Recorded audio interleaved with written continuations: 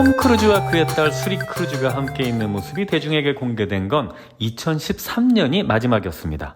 이상하죠? 왜일까요? 그렇게 다정했던 부녀인데 도대체 무슨 일이 있었길래 두 사람은 만날 수조차 없는 관계가 된 걸까요? 2013년 이전에는 톰 크루즈와 수리 크루즈의 사진이 너무 많은 사람들에 의해 찍히고 또 공개가 되곤 했었죠.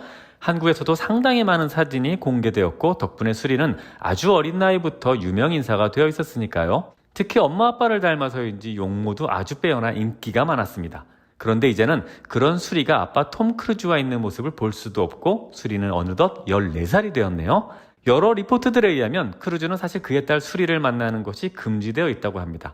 왜냐하면 수리가 더 이상 톰의 종교인 사이언스톨로지에 속해 있지 않기 때문이라고 합니다. 전 사이언스톨로지 멤버였던 사만다 도밍고는 2019년 US 위클리와 인터뷰에서 예전에 사진이 많이 찍혔던 건 아마 의도적이었던 것 같다. 왜냐하면 자신의 딸과 친밀한 관계임을 보여주어야 비난받지 않을 테니까 말이다. 라고 말했고 사이언스톨로지 측에서는 이 같은 추측 기사에 거세게 반발했다고 하죠. 또한 크루즈는 자신이 딸을 저버렸다는 기사를 쓴 미디어를 상대로 고소를 진행했죠. 그리고 재판 중 증언에서 그의 전 부인인 KT 홈즈와 헤어진 이유 중 하나가 사이언스톨로지 때문이었다는 것을 인정했습니다. 허프포스트 리포트에 따르면 크루즈는 KT 홈즈가 수리를 사이언스톨로지로부터 지키기 위해서 그를 떠나겠다고 말했을 때 분노에 휩싸였었다라고 공개하기도 했습니다. 크루즈는 또한 수리가 더 이상 사이언스톨로지의 멤버가 아님을 인정했죠. 그리고 허프포스트 리포트는 이를 가지고 신앙을 떠난 사람은 탄압의 대상이 되며 심지어 직계 가족이라 해도 더 이상 만나거나 언급해서는 안 되는 사람으로 분류된다고 밝혀 놀라움을 안겨주었습니다. 또한 재판에서 그의 전 부인과 딸이 탄압 대상임을 묻는 질문에 크루즈는 이와 같이 증언했다고 하죠. 그것은 문제의 왜곡과 단순화의 문제이다. 나는 종교 교리를 지나치게 단순화하고 싶지 않다라고 다소 뭉뚱한 대답을 내놓았다고 하니 좀 이상하기는 합니다. 2016년 폭스뉴스에 따르면 크루즈는 수리가 7살 때부터 연락을 하지 않았다고 합니다. 그가 그녀를 보고 싶다면 그는 충분히 수리를 만날 수 있다는 제보자의 말도 인용된 걸로 봐서 톰이 수리를 만나는 것에 대한 법적인 제한은 없는 것처럼 보입니다. 그 제보자는 심지어 감옥에 있는 사람도 그녀의 자녀를 만날 권리를 갖고 있는데 왜 안 되겠냐는 말을 했다고 하니 정말 그렇죠? 또 다른 제보자에 의하면 2017년 6월 아버지의 날에 크루즈는 수리와 고작 23마일밖에 안 되는 거리에 있었지만 오히려 그가 수리를 만나는 것을 거부했다고 하네요. 톰은 원한다면 수리를 아주 쉽게 만날 수 있다. 차로 30분밖에 걸리지 않는 거리이다.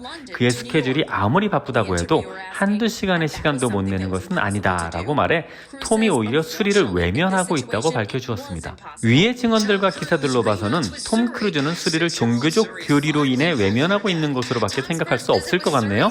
늘 영화에서 정의롭고 세상 다정하고 애정 넘치는 스윗한 사람이었는데 자신의 자식에게 등을 돌렸다는 이야기를 들으니 좀 이상한 기분이 듭니다. 다른 어떤 이유에서라도 자신의 딸을 외면하는 이유는 정당화될 수 없을 것 같은데요. 향후 개봉될 그의 영화들을 떠올리자면 보는 내내 마음이 불편할 것 같은 건 저뿐인가 싶습니다. 해리포터의 배역 중 시리즈 내내 또 하나의 중심축을 이뤄주었던 캐릭터가 있었죠? 바로 스네이프 교수입니다. 책을 읽는 내내 저 역시도 스네이프가 악당인지 아니면 반전 캐릭터인지 갈피를 잡지 못한 채 끌려다녔으니까요. 그런 스네이프 교수의 역할을 훌륭히 해내주었던 알락 링맨이 해리포터 시리즈를 그만두려고 했다고 하는군요. 그런데 의외로 그때 그를 잡아선 것은 제작사도 감독도 해리포터도 아닌 바로 작가 조앤 롤링이었다고 합니다. 무려 스네이프 교수의 캐릭터에 대한 비밀을 그에게 미리 알려주기까지 했다고 하네요. 덕분에 알란 링맨은 시리즈의 마지막까지 스네이프 교수 역을 훌륭히 해내주었다고 합니다.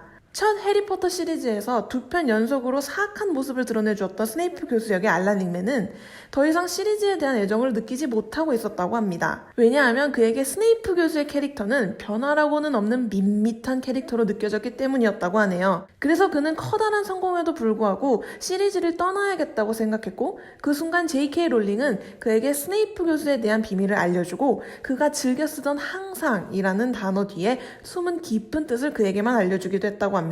해리포터 시리즈의 마지막에는 스네이프 교수가 실제로는 해리포터를 볼드모트로부터 지키기 위해 싸워왔고 그 이유는 바로 해리의 어머니를 사랑했기 때문이라는 비밀이 밝혀집니다.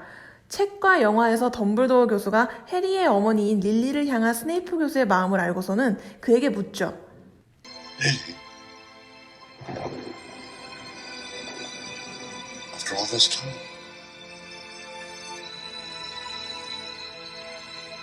forward.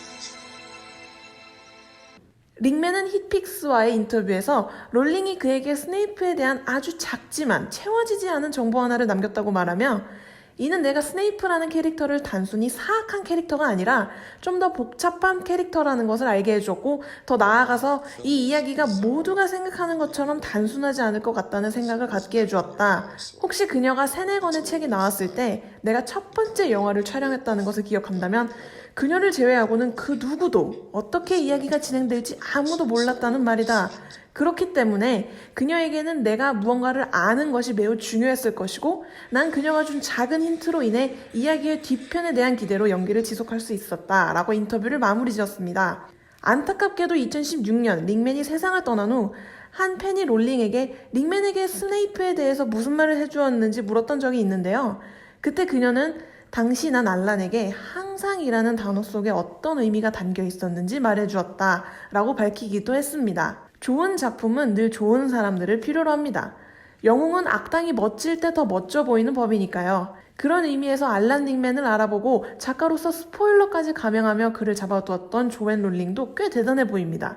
해리포터가 왜 큰 성공을 거두었는지 알 것만 같네요. 그리고 지금은 오랫동안 큰 즐거움을 준 해리포터에서 좋은 연기를 보여주었던 알란 릭맨을 다시 볼 수 없다는 사실이 꽤 안타깝네요. 알란, 고마웠습니다. 가장 상징적인 빌런을 꼽으라면 꼭 들어갈 만한 캐릭터가 있죠. 바로 조커입니다. 조커를 연기하며 오스카를 수상하기 전까지 호아킨 피닉스는 데런 아로노프스키 감독이 픽한 배트맨이었다고 하네요. 의외죠? 아로노프스키 감독은 2000년대 초반 배트맨 영화를 연출한 감독으로 크리스토퍼 놀란이 크리스찬 베일과 배트맨 시리즈를 리부트시키기 직전 배트맨을 연출한 감독입니다. 조커의 호아킨 피닉스가 배트맨을 끝내 연기하지 못한 이유는 호아킨 피닉스는 역할을 원했으나 스튜디오가 거절했기 때문이라고 하네요. 엠파이어지와의 인터뷰에서 그는 스튜디오는 프레디 프린스 주니어를 원했지만 난 처음부터 호아킨을 원했었다. 이런 의견 차이로 나는 우린 서로 아예 다른 영화를 만들려고 하는 것 같다는 의견 표명까지 했다고 하네요. 제작사 입장에서는 감독의 저런 발언은 매우 강한 발언이죠. 뭐 안 하겠다. 이거랑 비슷한 수위의 말이기도 합니다. 아로노프스키 감독의 배트맨 영화들은 프랭크 밀러의 그래픽 노블에 매우 많은 영향을 받았었다고 합니다. 그는 이렇게 멋진 작품을 두고 새롭게 만들 수 있어서 너무 기쁘다라고 말하기도 했죠. 사실 프랭크 밀러의 작품을 보자면 아로노프스키 감독의 주장이 일리가 있어 보이기도 합니다. 그 특유의 분위기를 살릴 만한 배우가 그리 많지 않고 호아킨은 글쎄요 그렇기도 한데 또 히어로 역으로는 아닐 것 같기도 하고 그렇네요. 어쨌든 스튜디오 입장에서는 프랜차이즈 스타를 원했을 테니까요. 호아킨은 또 마블 시네마틱 유니버스에 등장할 뻔했는데 바로 베네딕트 컴버비치가 연기하는 닥터 스트레인지였다고 하네요. 하마터면 정말 멋진 조커를 못 볼 뻔했습니다. 다행이네요. 어쨌든 지금은 호아킨 피닉스는 누가 뭐래도 최고의 조커이고 그만의 세계를 잘 보여주었습니다. 그래서 조금 그의 배트맨이 궁금하기도 하지만 전 지금의 조커로 만족할 수 있을 것 같습니다. 최근 개봉을 기다리는 영화 중에서 가장 많은 관심을 받고 있는 영화가 바로 스칼렛 요한슨이 스핀오프로 나오게 될 블랙 위도우죠. 마블 유니버스에서 이미 많은 팬을 거느리고 있기도 한데요. 최근 그녀는 퍼레이드와의 인터뷰에서 사람들이 기대하는 수준보다 훨씬 더 깊이 있는 작품이다. 이번 영화는 자기 자신을 용서하고 자신이 선택했던 것에 대해서 받아들이는 것에 대한 영화이다. 우리가 여태까지 촬영했던 영화들 중에서 가장 깊이감 있는 영화라고 의견을 밝혔습니다. 이 매력적인 여전사인 로마노프, 일명 블랙 위도우는 원래는 에밀리 블런트에게 갔었던 배역이라고 하죠. 이에 대해 스칼렛 요한슨은 가장 기분 좋은 전화는 이미 한 번 거절당했던 것을 내가 얻게 되는 것이다. 그건 더 감사한 일이다. 나는 기본적으로 내 커리어를 2번째 얻은 기회로 이루어냈다 라고 밝히기도 했습니다. 그녀는 처음에는 역할을 맡게 되었을 때 팬들이 어떻게 받아들일지 우려했었는데 첫 번째 어벤져스에서 히어로 샷을 본 순간 어떤 임팩트를 끼치게 될지 본능적으로 알아버렸다라고 자신의 촉을 자랑하기도 했는데요. 내가 처음 아이언맨과 연기할 때 내 캐릭터에 대한 내 해석이 어떻게 관객들에게 받아들여질까 알지 못했었다. 우리는 모두 미쳤다라고만 생각했었다. 왜냐하면 너무 많은 이야기와 세계관이 그때부터 펼쳐지기 시작했기 때문이다. 여전히 진행 중에 있고 여전히 내 생각 이상으로 관객들에게 영향을 끼치는 점에 대해서 너무 놀랍다라고 말했습니다. 블랙 위도우는 프리퀄로서 캡틴 아메리카 시빌워와 어벤져스 인피니티 워 사이를 배경으로 하고 있어 어벤져스 엔드게임에서 안타까운 죽음을 맞이했던 아이언맨의 모습을 다시 볼 수 있을 것 같습니다. 아이언맨 기대하고 있을게요. Gorgeous. Unless, of course, you've been ripped to pieces. You've been ripped to pieces. 해리포터와 아즈카반의 죄수에 등장하는 대사입니다. 원래 rip to pieces는 심하게 질책하다라는 뜻으로 쓰이는데요. 흔히 문장에서는 rebuke or scold 등으로 쓰이고 rip to pieces는 주로 구어체로 사용되어지는 표현이죠. 이 장면에서 보시는 것처럼 영화에서는 have been ripped to pieces, 즉 수동태로 쓰여서 심하게 질책받고 있다라고 쓰였습니다. 우리식으로 표현하자면 깨졌다, 박살났다 등의 뜻으로 의역할 수 있을 것 같습니다. 아셨죠?